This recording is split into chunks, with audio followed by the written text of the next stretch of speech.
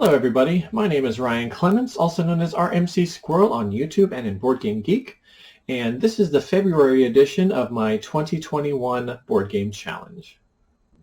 The challenge that I set myself up for is that I needed to play 365 different games by the end of 2021, and this video is going to showcase the top 10 that I've played for the month of February. In this month I played 35 different games, and so let's see what the top 10 are.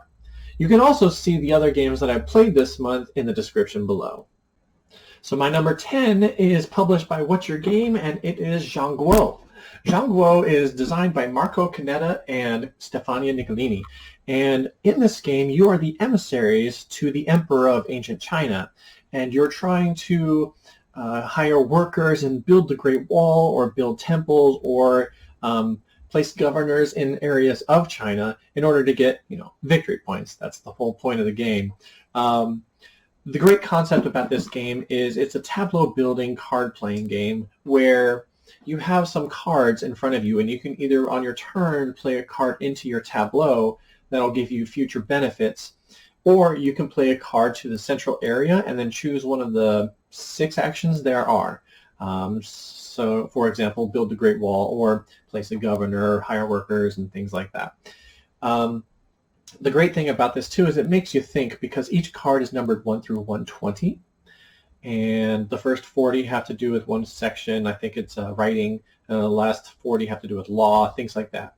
And when you play the card in the central area to do one of the 6 actions, the benefit that you can also do is if the card number is higher or lower than the card that was placed before it, depending on which action you choose. So, for example, if you wanted to build a wall action and the card that you placed was higher than the one before it, then every card in your tableau that has that same symbol gives you a benefit.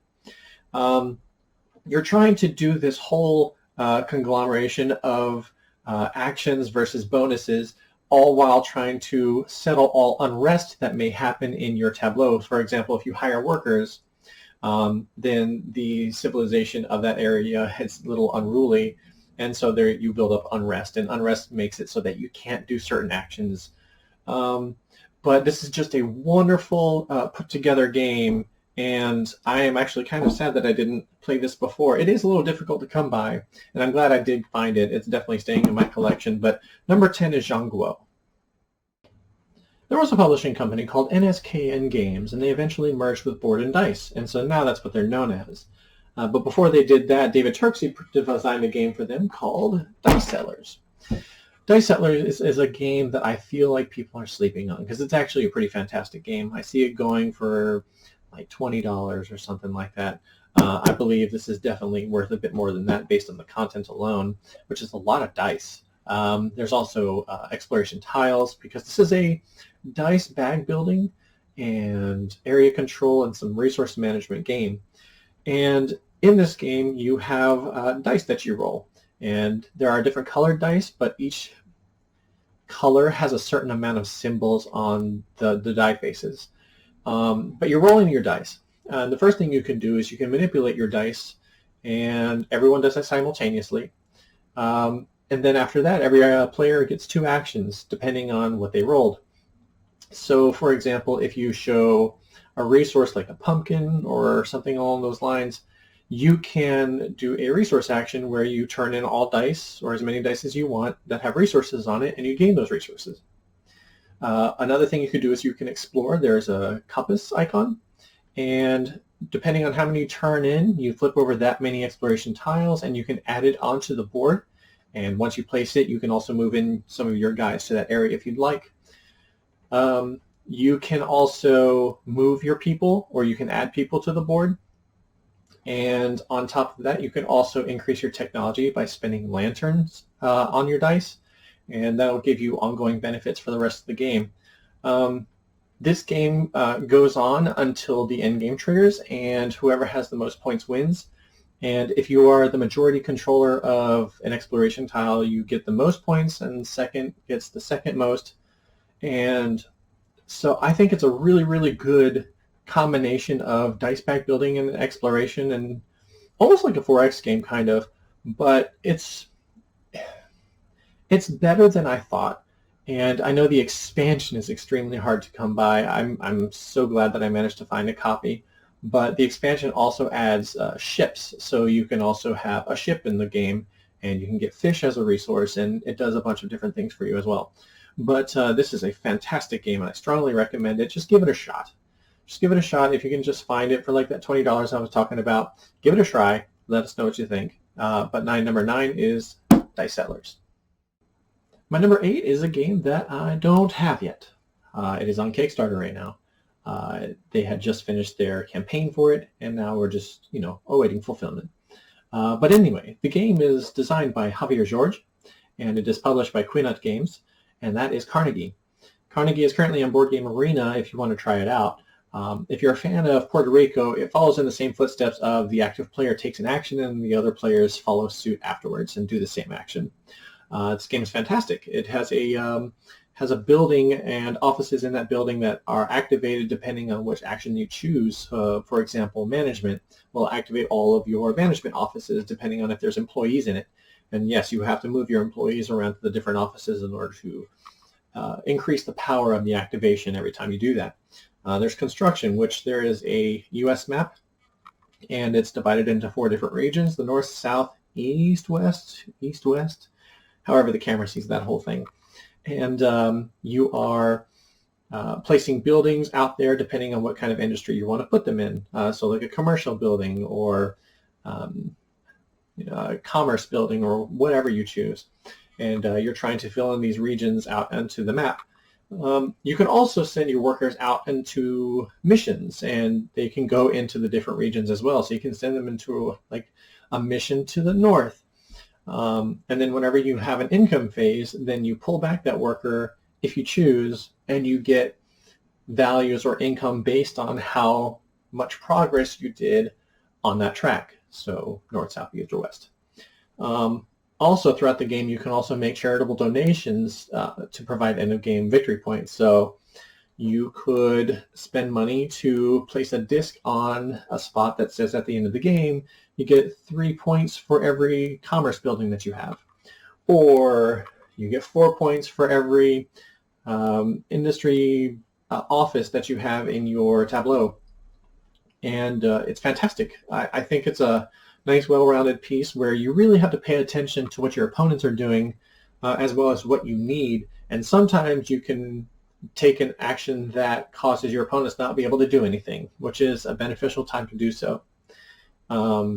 But yeah, it's fantastic. It goes for 20 rounds. And an interesting thing also is you can expand your building. So you can build the offices, but at the same time, if you want to expand your building, because you need cubes to be able to place out onto the world map, into the US map, you would have to expand your building by, there are little pull tabs that when you pull the tab, it opens up more places for you to be able to take cubes from whenever you build those kind of buildings, and that increases your income during an income round as well. So it's really fantastically put together, I think, and I suggest trying it out on Board Game Arena if you haven't already, and that is Carnegie for my number 8.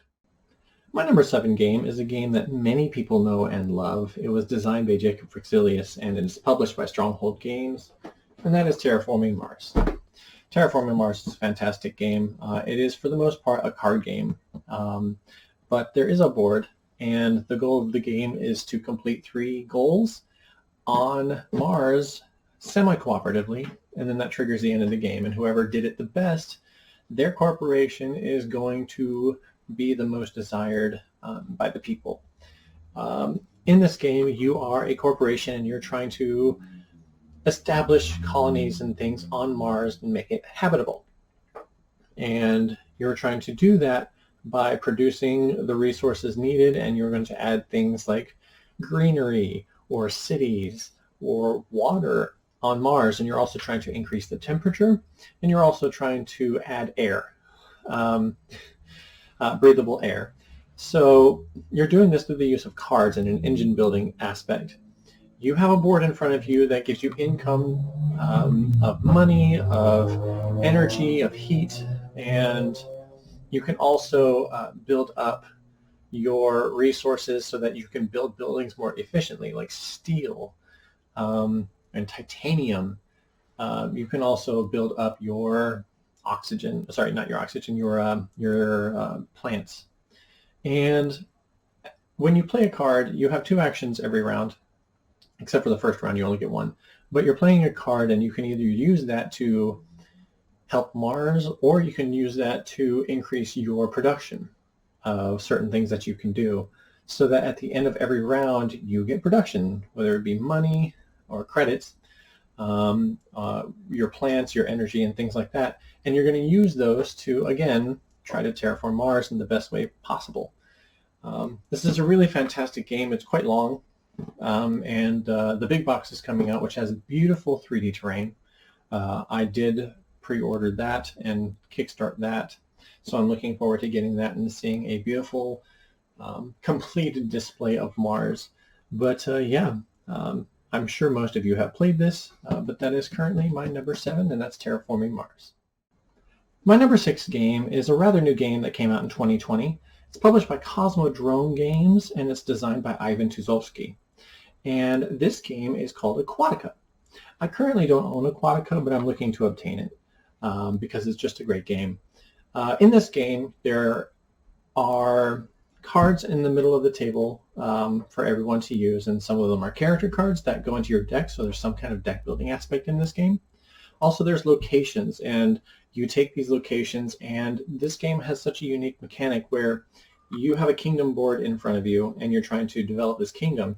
And if you take a location card, there are little bubble icons on the left-hand side of each of these cards, and you slide it underneath. It's called like card rising, where you slide the card underneath until it reaches the topmost bubble. And what you can do is you can use the abilities that are icons in these bubbles in order to perform actions or enhance actions during your turn. So, for example, you can get credits or money, and you can use these to recruit characters. Let's say you only have a card that says, hey, you get 1 money, recruit a character. Well, you probably need more money to recruit that character, and so if you have a location that has a bubble at the top that says +2 credits, then what you can do is you can play the 1 credit and then slide the card under to get an additional 2 credits, and that gives you 3 to use for the turn. It's quite fantastic. Your goal is to try to get the card to slide up all the way until it gets to the very bottom. Sometimes cards give you additional bonus manta rays. Now, manta rays are 2-sided. On one side they have an ability, and then the other side it's just used. If you flip it, it's used. But these manta rays give you additional abilities just like the bubbles do. And so you're trying to build your kingdom up, and if you get it to the very top and you slide the card all the way where it's supposed to go, then what you can do is you can claim that part by doing another action where you can claim the kingdom, and then you put it into your, not a discard pile, kind of a spot where at the end of the game you count the points that were built up from your kingdom. And the end of the game is triggered when either one of the 2 decks is emptied, or when one person has all 4 goals completed. And I don't know, it's just, it's put together really well. It's not exactly a filler, but it is a pretty quick game. It can be a pretty quick game. I would say probably an hour with even 4 players if they know what they're doing. So I really like this game. It's simple. It's a very, very unique mechanic, and I do like how you can play against your opponents and kind of like find out what they're trying to get, and maybe you want it first, so you try to grab it from them first. But it's a really nice put together name. And so that is my number 6. That's Aquatica. My number 5 is a game that's part of a trilogy of games by Shem Phillips. This one was also designed by S.J. McDonald, published by Garfield Games, and that is Paladins of the West Kingdom.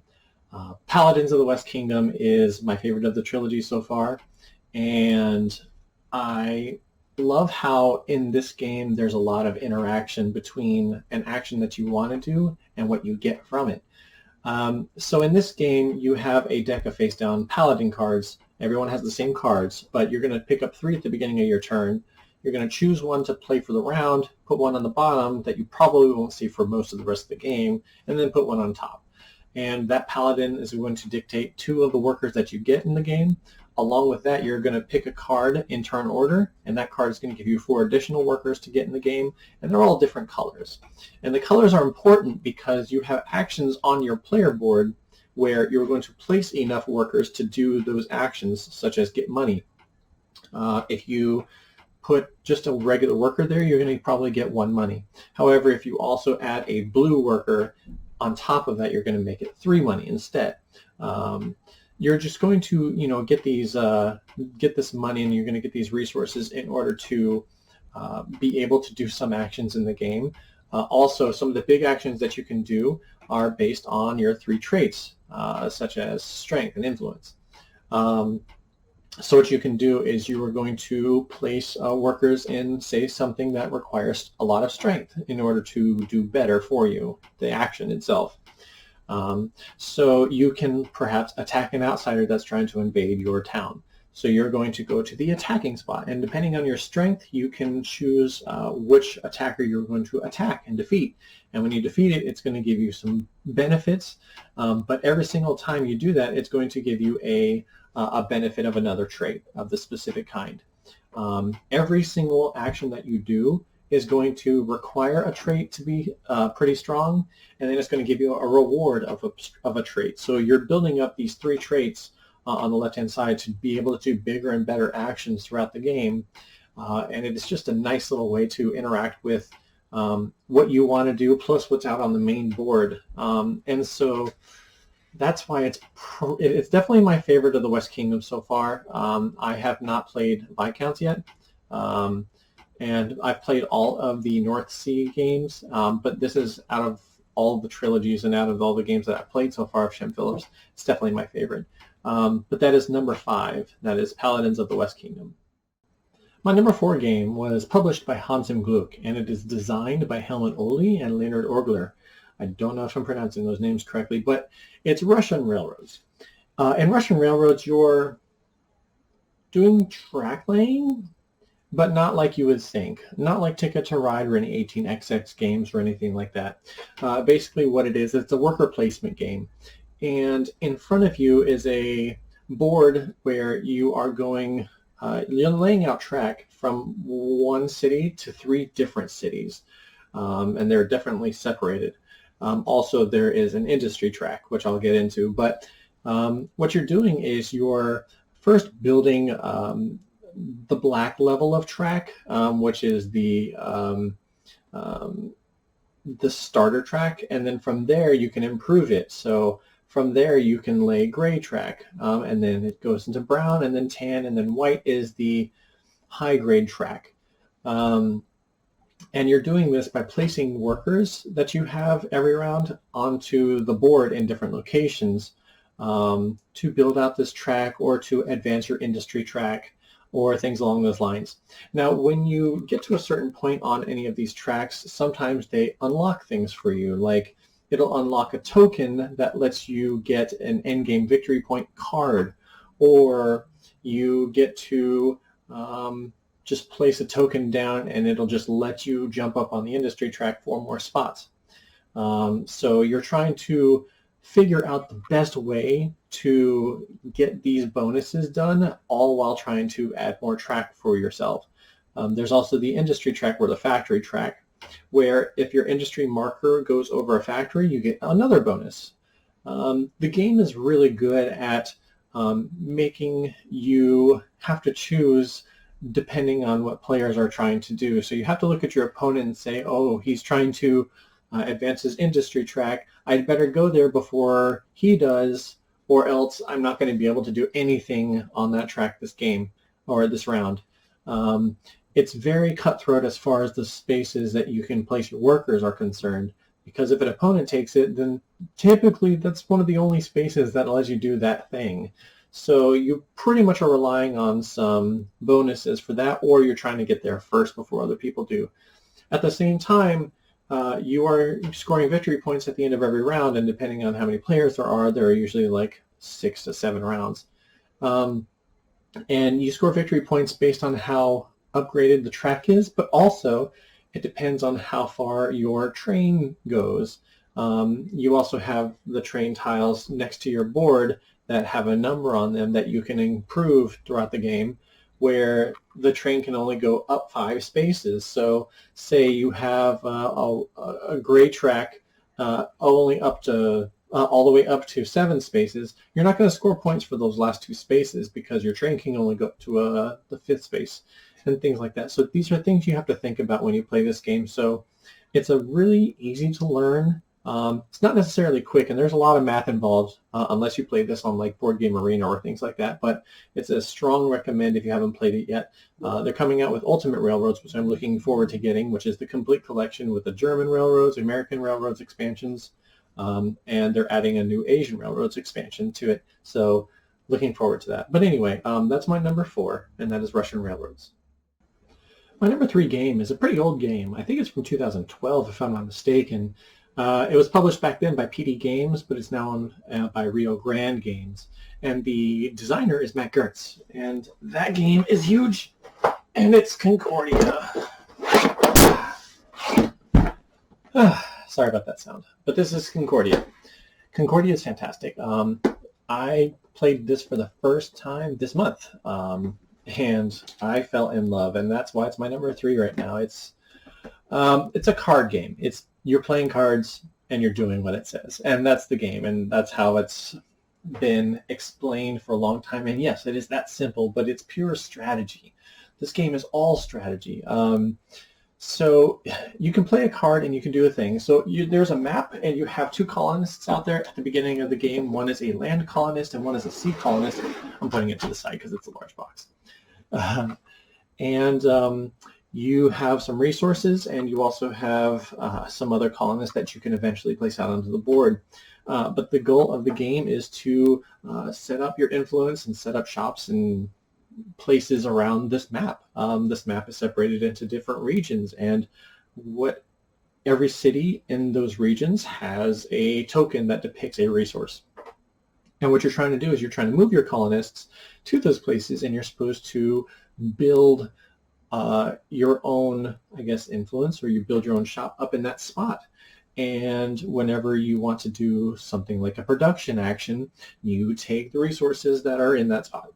And that's how the game works. At the end of the game, you are going to get points based on a bunch of different things, but they're all determined on the cards. The cards are the major aspect of this game. You don't do anything in this game without the card. So, for example, if you want to move and you want to build build in one of the spots that I was just talking about, you play the Architect card. The Architect card says move your colonists and build. And that's what you do, and that's the end of your turn. If you like what someone else has previously just played, play the Diplomat. The Diplomat says play with the top card from anybody's discard, and you just do it. And that's it.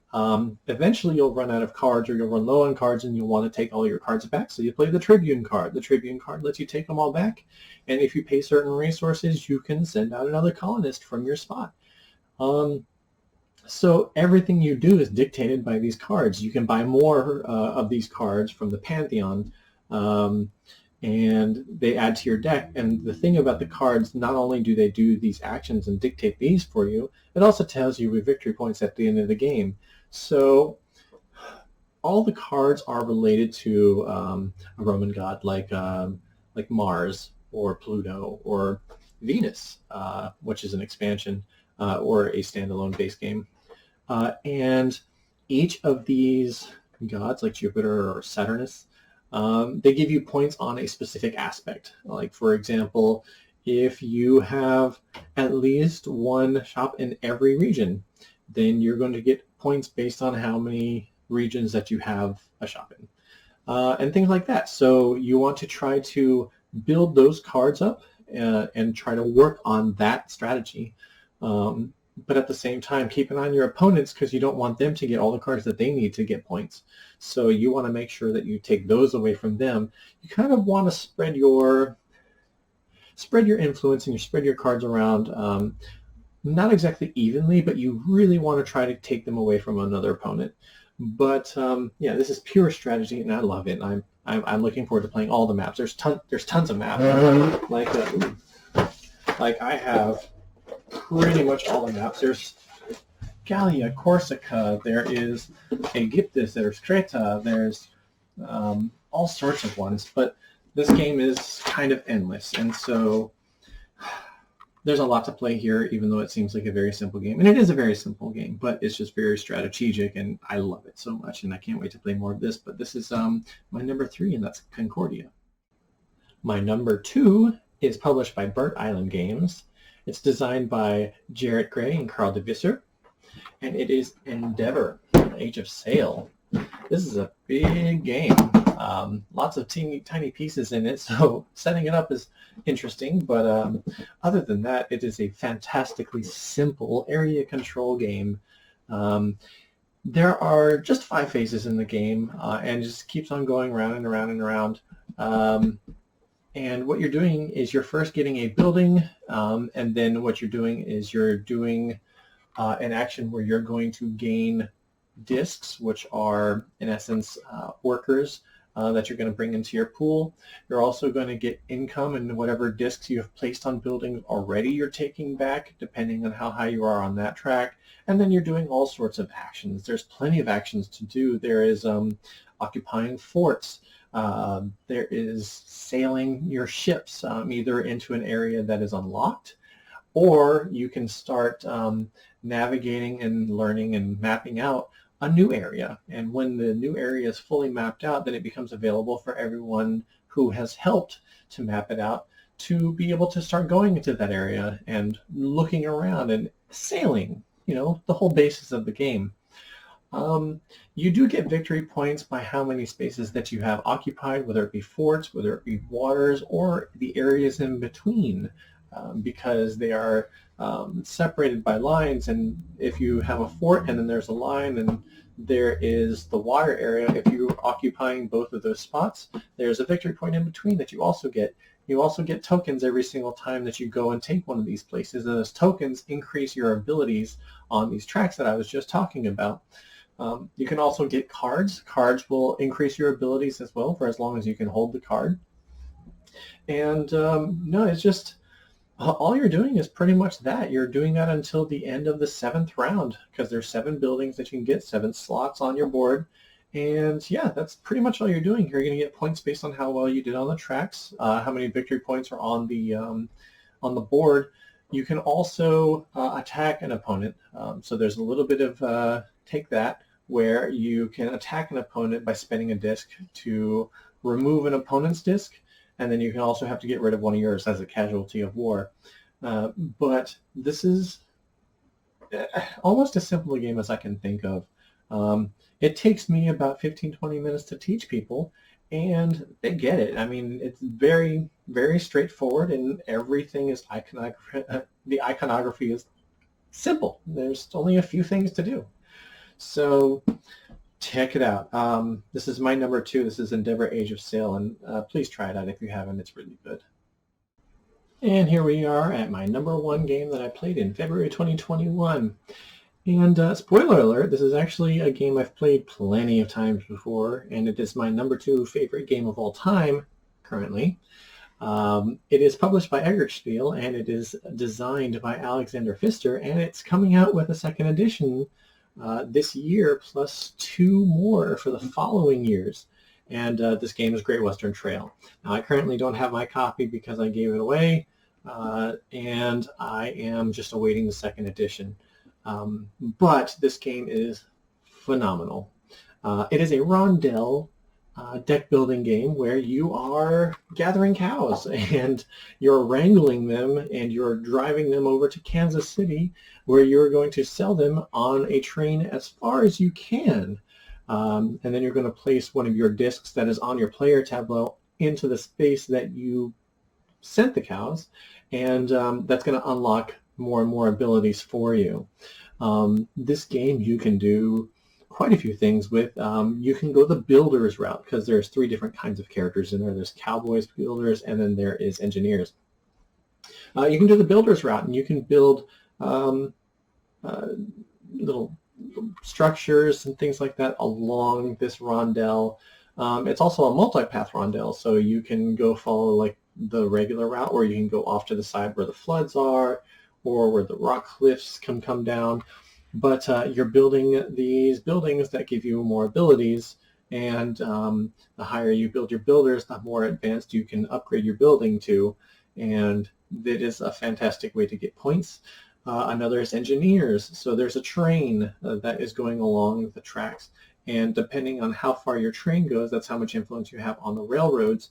And so when you sell your cows, you would typically have to spend money to have them go the rest of the way, depending on where your train is. But if you go engineers, you usually don't have to worry about that. And you can make stops in these stations and overtake that and become the station master and get more benefits as well.